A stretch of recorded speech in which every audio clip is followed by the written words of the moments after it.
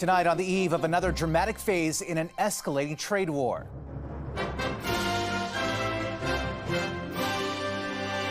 Two of the most powerful countries in the world face off. When America is punched, he punches back harder. What the fight is doing to the financial markets and the public battle between members of Trump's inner circle. Who's gaining traction and who's losing ground in the tight election race. What the Conservative leader is saying about his crowd sizes. When was the last time we had a rally that big in Canada? Plus, what we are learning about the catastrophic nightclub tragedy that killed a former Blue Jays player. And unpacking the resurrection of dire wolves. The extinct carnivore makes a comeback with a catch.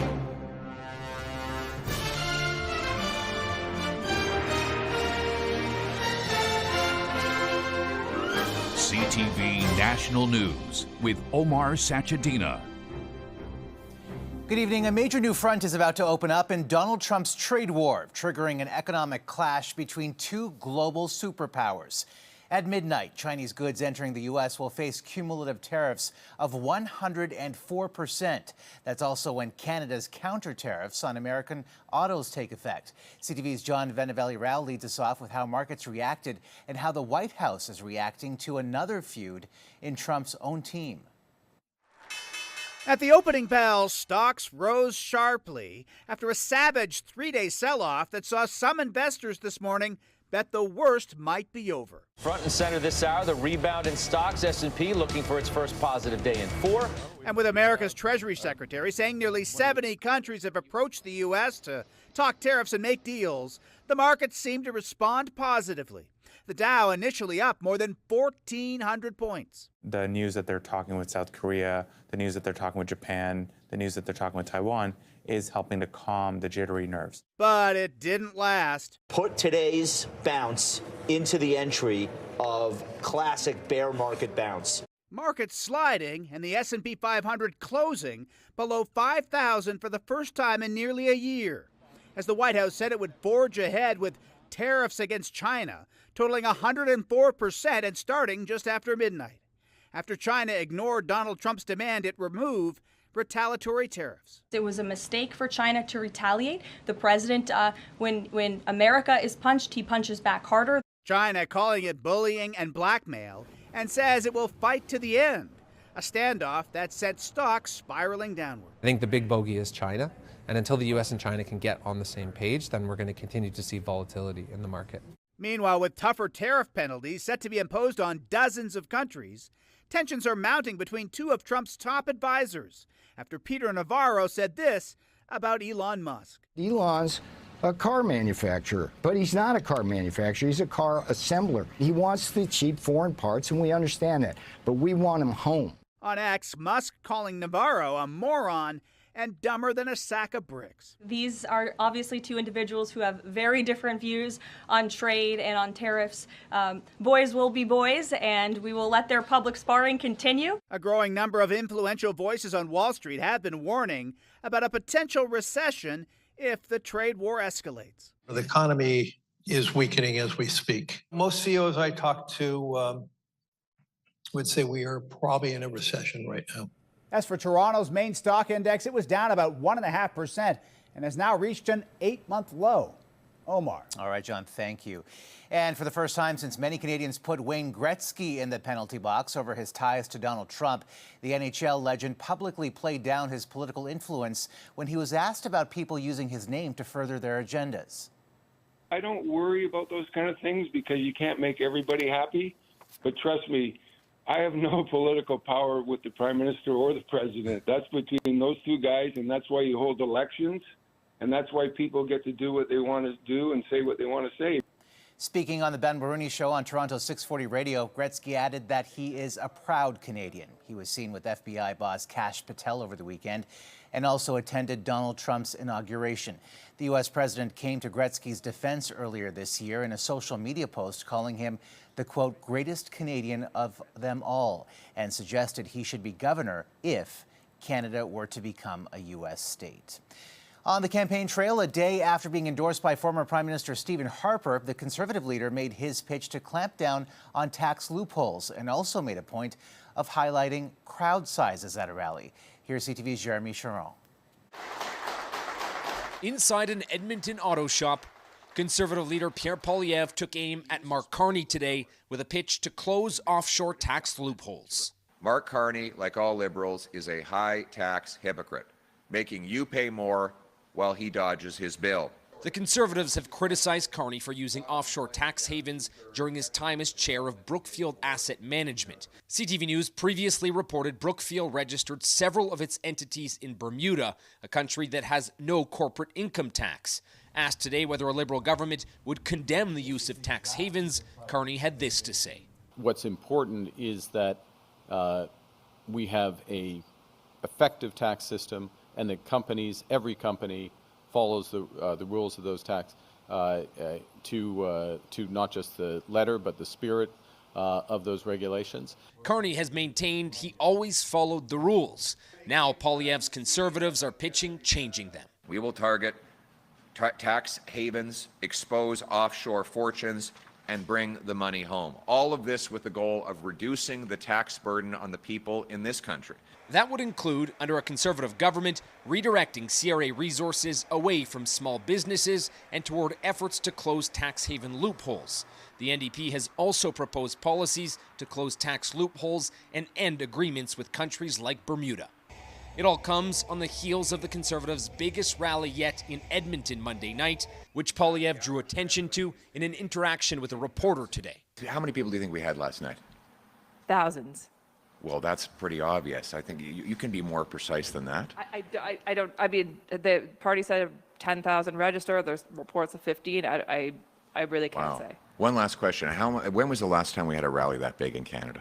At the rally, Poilievre was endorsed by former Prime Minister Stephen Harper, who was the one to appoint Mark Carney as Governor of the Bank of Canada. I am the only person who can say that both of the men running to be Prime Minister once worked for me. And in that regard, my choice, without hesitation, without equivocation, without a shadow of a doubt, is Pierre Poilievre. Non-profit group Canadians for Tax Fairness estimates the Canadian government loses more than $40 billion a year to tax loopholes. Between $10 and $25 billion of that is from international tax dodging. Jeremy Charon, CTV News, Edmonton. And Liberal leader Mark Carney unveiled his party's plans to tackle the housing crisis in BC today, a key issue on the campaign trail. CTV's Abigail Beeman on the Made in Canada approach and how it stacks up with others. And then tap it once. But tap that. Yeah. The Liberals are promising to double home building to nearly 500,000 houses a year and boost investment in prefabricated housing companies like this one with $25 billion in financing. Homes made right here with Canadian ingenuity, Canadian labor, Canadian products, including softwood lumber and mass timber.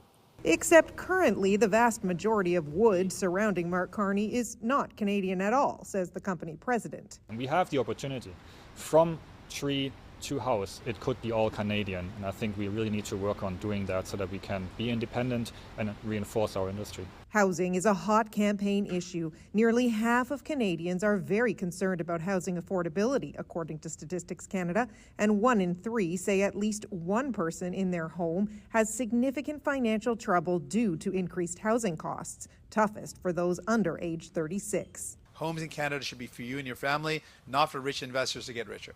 The NDP are promising a permanent ban on foreign investors and tougher rules to stop house flipping. After the lost Liberal decade of doubling housing costs. Conservatives have focused on housing in their campaign too. The biggest promise, get rid of GST on new homes under $1.3 million. The Liberals have a more comprehensive package of policies than other parties, but none of us should think that what's on offer right now in and of itself is really going to compensate younger folks for the hardship they've been enduring the last many years. The connection between housing and building more in Canada highlighted here in BC, with 50,000 forestry workers in the province anxious over a doubling of softwood lumber duties by the United States. Abigail Beeman, CTV News, Delta, BC. Also in BC, NDP leader Jagmeet Singh, who is in the political fight for his life this election. Support for the party is dropping, and increasingly there are signs even his own seat is at stake. CTV's Mike Couture on the battle to stay relevant in a race dominated by the Liberals and the Conservatives. What do we want? When do we want it? Now. Attempting to hold on to the union vote, Jagmeet Singh visited a picket line where Life Labs workers have been holding rotating strikes for more than a month. It's a key cohort as the NDP leader pushes back on reports that he could lose his own seat. I'm confident that I'll be able to serve the people of Burnaby Central. The latest from Nanos research has the NDP polling a distant third with just 8% of support nationally. Numbers that won't be helped by a former New Democrat MP who is endorsing Liberals in BC. Murray Rankin confirming to CTV News he is supporting NDP candidates as well as Mark Carney's candidates, Jonathan Wilkinson and Talib Noor Mohammed. How much does that bother you? Well, I think it's wrong to suggest that in this time that we need less New Democrats. We need more New Democrats. Liberals say the endorsement is an indication of where voters are right now. Canadians are at the middle of the political spectrum. You know, strong New Democrats in this province, strong progressive Conservatives who see those values. David Fung voted NDP provincially, but is turned off by Singh. Unfortunately, his messaging comes across as he's just trying to do everything, do too much. And he tries to come across really like a big, tough guy. Fighting for you. NDP stalwart Jenny Kwan is standing by Singh, adding what people see in the polls isn't what she's seeing on the ground. The power of the NDP has always rested in the grassroots and the people. And so our army of volunteers getting out there, door knocking, canvassing, phoning, doing all of those jobs is making a difference. And I feel it. Despite having half of their current caucus from this province, the NDP isn't planning any big rallies with supporters while Singh is here. One campaign official tells us those rallies pull volunteers off the doorsteps, and right now they want to focus on the ground game. Omar? All right, Mike, thank you. Let's turn to Nick Nanos, Chief Data Scientist at Nanos Research. And Nick, the NDP support is now at a 25-year low. Jagmeet Singh, as we just heard, sounding pretty confident he'll win his BC riding. But how vulnerable is he? And in which parts of the country are we seeing the biggest drops for the party? Jagmeet Singh himself is actually quite vulnerable in Burnaby Centre. If the polling and the modeling holds up, he could lose his seat to the Liberals. The fact of the matter is, Omar, is that the New Democrats are hemorrhaging support everywhere. They've gone from the mid-teens to 8%. They're down in British Columbia, down in the West, down in Ontario. If this trend continues, they might not even be a party in the House of Commons. They might not hit that 12th seat that they need to hit. Now, let's talk about the two frontrunners. What are you seeing there in terms of how much the race is narrowing and why? Interestingly, Omar, last week, coming off of Liberation Day and Mark Carney responding to Donald Trump, the Liberals opened up an 11-point advantage. Take that off the radar, and what we see is that with the economy and jobs and taxes as the main focus for the campaign, it's starting to even up. What we're seeing, at least, is that 11-point advantage is now only a 5-point advantage. But when you check out the numbers for who Canadians would prefer as Prime Minister, Mark Carney still has a commanding lead.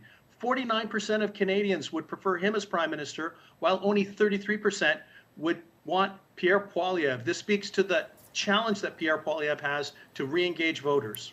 All right, Nick, thank you for this tonight. And Green Party co-leader Elizabeth May made her pitch to voters in Toronto today, hoping to win more than the party's best showing of 3 seats in 2019. Please broaden your horizons. This is not a country with a two-party system. We don't want a country with a two-party system. We see what that looks like south of the border. We have 5 parties currently in our parliament. Some are in real jeopardy in this election. Turning to other news now, a former Toronto Blue Jay is among dozens of people killed after a roof collapse at a popular nightclub in the Dominican Republic. It happened at 1 a.m. local time. At least 79 people were killed and more than 160 others injured. Rescue crews are still searching for survivors. Among the dead, Dominican national, former Blue Jay and New York Mets pitcher Octavio Dotel, remembered by players today in a moment of silence. And a flying gas pump hose in Toronto knocked over a 63-year-old man, leaving him with life-threatening injuries. Police say he was struck after another driver took off with the nozzle still in the tank. You forget. Sometimes it happens to me that I go and pay and then I leave. And I didn't put the gas. That's pretty close to home as far as I'm concerned. Quite frankly, it's scary too. How do these things happen anyway? The 26-year-old driver returned to the scene where he was arrested and charged. Coming up. These diseases are still there. They are still a threat coming into our schools and causing outbreaks. How Ontario schools are cracking down on unvaccinated students and digging into a different type of sticker shock.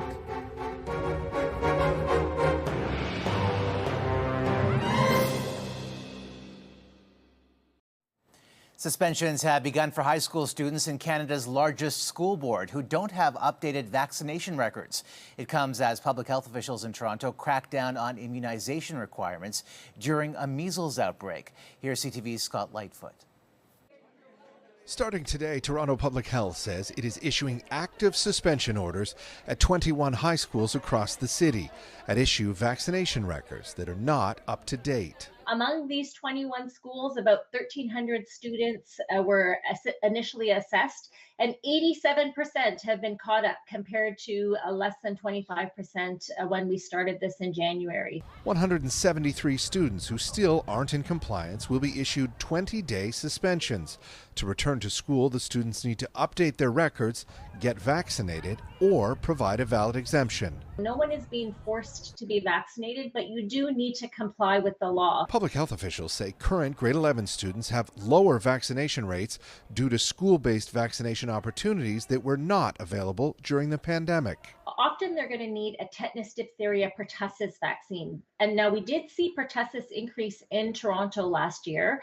And they also need that meningococcal vaccine. Those are often boosters that are given in adolescence.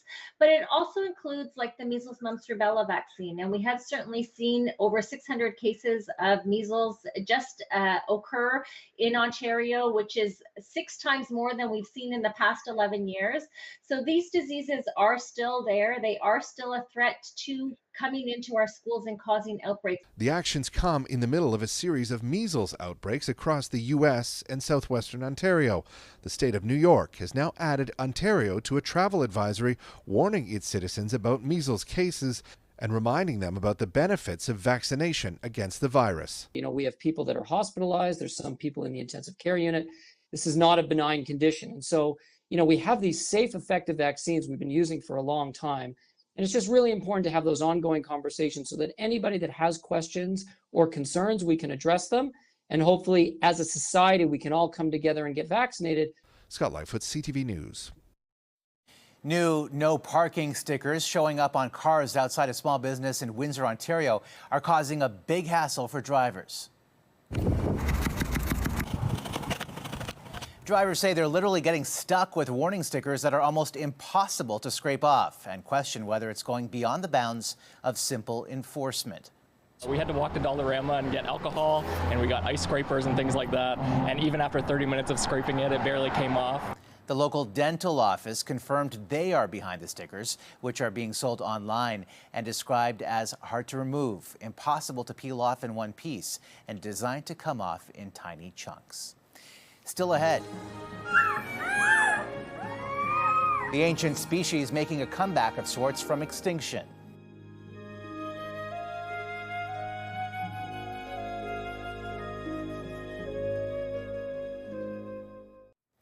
Prince Harry made a rare public appearance this morning at London's Royal Court of Justice. He's fighting changes to his security after he stepped down from royal duties. Morning, Harry. Are you going to visit your dad, Harry? Harry is trying to overturn a decision that he would not automatically receive personal police security while in Britain. The prince's lawyer says Harry has been, quote, singled out for different, unjustified, and inferior treatment. Harry has previously said the safety of his children is at the heart of the case. Scientists claim they've genetically engineered 3 wolves that may resemble the extinct dire wolves. These howling young wolf pups are being kept at a secure location in the U.S. Dire wolves roamed the earth about 10,000 years ago, are much larger than their closest living relatives, and were recently brought into the mainstream in the hit show Game of Thrones. However, independent scientists say these dire wolves are just genetically modified gray wolves. And a famous grizzly bear in Banff National Park, nicknamed the Boss, has made his first appearance this spring, emerging from a long hibernation. He weighs over 600 pounds and is the dominant bear in the park. Staff will close off some areas to give him and other hungry bears some space. That's probably a good idea. Still ahead, what has voters in Canada's so-called Aluminum Valley anxious ahead of the election?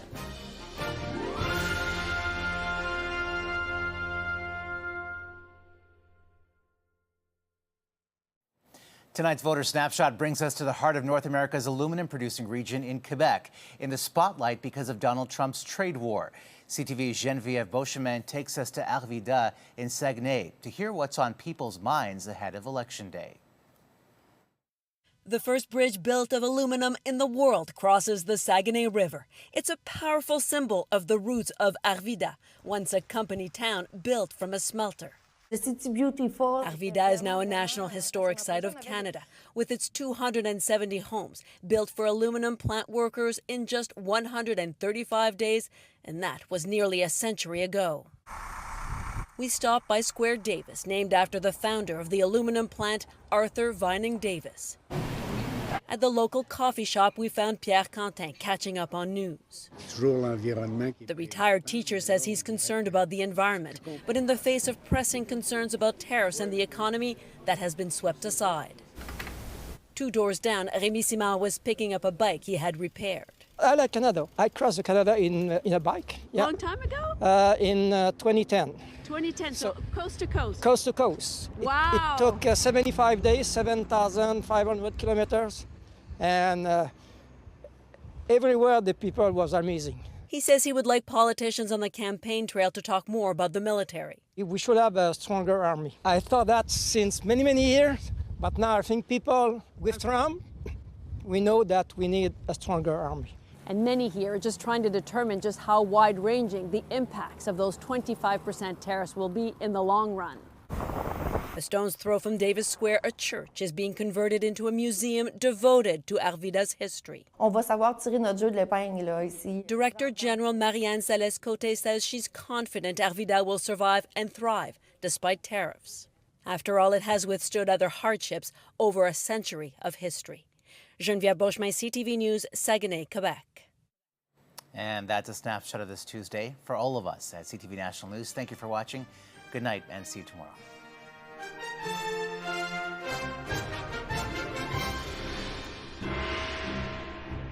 Now more than ever, Canadians need to know where our leaders stand. CTV News keeps you informed on the issues that hit home. This election, connect to Canada's most trusted news source, CTV News, now more than ever.